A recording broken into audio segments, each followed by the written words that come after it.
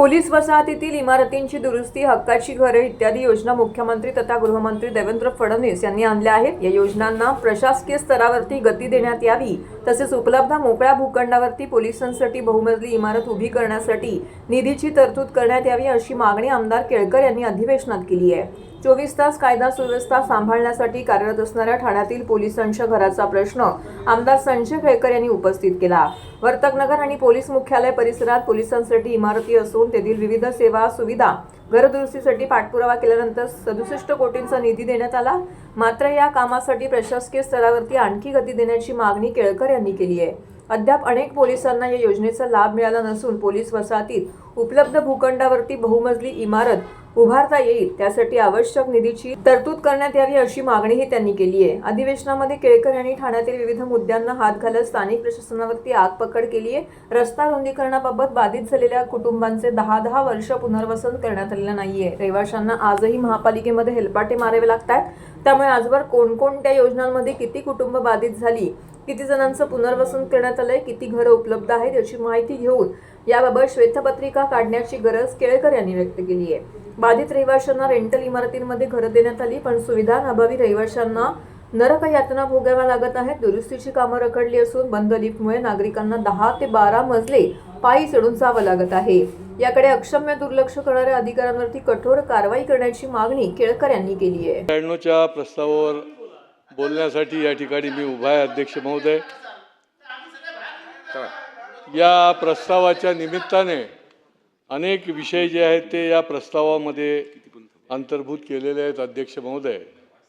पण खरं म्हणजे ज्या 2014 साली महायुतीचं सरकार आलं, केंद्रामध्ये असेल किंवा राज्यामध्ये असेल, मोदी सरकार, फडणवीस सरकार, जर दृश्य स्वरूपामध्ये प्रत्यक्ष स्वरूपामध्ये जर आपण बघितलं तर एक भाग्य विधाते अशा प्रकारचं सरकार आपल्याला या ठिकाणी बघायला मिळालं। अनेक प्रकारच्या योजना, अनेक प्रकारचे नियोजन, अनेक प्रकारच्या निरनिराळ्या प्रत्यक्ष कामं ही सरकारच्या माध्यमातून झालेली देखील आपण बघितली। हे आपण विसरून चालणार नाही अध्यक्ष महोदय। मग रस्ते बांधणी असेल, निरनिराळ्या प्रकारचे मेट्रोचे प्रकल्प असतील, कोस्टल रोडचा प्रकल्प असेल, हे सगळं वाहतुकीची कोंडी दूर करण्याकरता जेवढ्या म्हणून योजना आणता येतील त्या सरकारच्या माध्यमातून आणलेलं देखील आपण बघतो आहोत, आपण बघितलं देखील आहे।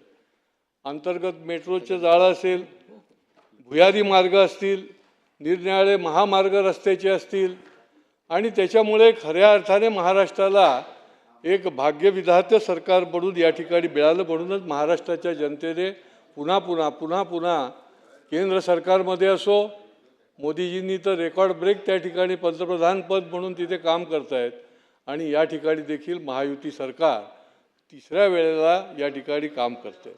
अध्यक्ष महोदय, हे जरी खरं असलं, शासन निरनिराळ्या प्रकारच्या योजना जरी करत असल्या आणि शासन ही गरीब कल्याणाच्या करता गरिबातल्या गरीब माणसाला केंद्र बिंदू मानून काम करत असलं, तरी देखील प्रशासन जे आहे या प्रशासनाला देखील वेळोवेळी ठिकाणावर आणण्याचं काम देखील पुढच्या काळामध्ये करायला लागेल, अशा प्रकारचं मला नेहमीच वाटत असतं। अध्यक्ष महोदय, या प्रस्तावामध्ये पोलिसांच्या घराच्या संबंधी देखील आलं। खरं म्हणजे या पोलिसांना हक्काची घरं मिळावी ह्याची भूमिका जी आहे ती फडणवीस साहेबांनी घेतली। देवेंद्र फडणवीसांनी ही संकल्पना आणली, ह्याचे आराखडे तयार केले, आणि ठाण्याला देखील वर्तकनगरच्या भागामध्ये त्या ठिकाणी हक्काची घरं मिळण्याकरता देखील त्याचा एक आराखडा तयार केला।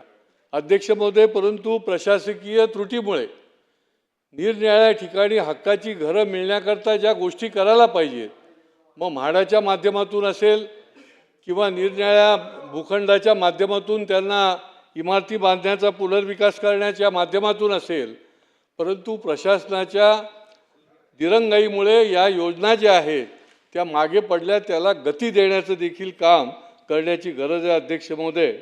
अनेक पोलीस वसाहतीमध्ये त्या ठिकाणी दुरुस्त्या पाहिजेत।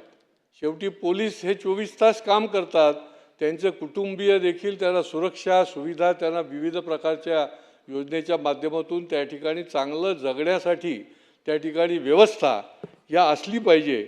आणि त्यामुळे मला आनंद वाटतो की ठाण्यासारख्या ठिकाणी देखील 67 कोटी रुपये पोलीस वसाहतीच्या करता दिले. आम्ही पाठपुरावा केला ही गोष्ट वेगळी, परंतु 67 कोटीच्या माध्यमातून त्या ठिकाणी पोलिसांची गरज जी आहे ती दुरुस्ती सुरू झाली.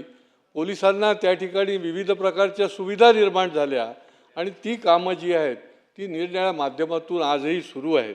परंतु इथे थांबणार नाही, अजून याला गती देण्याची गरज आहे अध्यक्ष महोदय.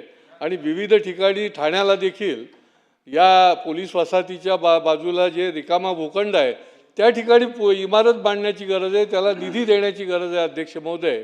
त्या ठिकाणी देखील मल्टी स्टोरेड इमारत निर्माण होऊ शकते आणि त्या ठिकाणी पोलिसांना घरं मिळू शकतात, काही टक्के क्वार्टर म्हणून आणि काही टक्के हक्काची घरं म्हणून हक्काची घरं त्या ठिकाणी त्यांना मिळू शकतात अध्यक्ष महोदय.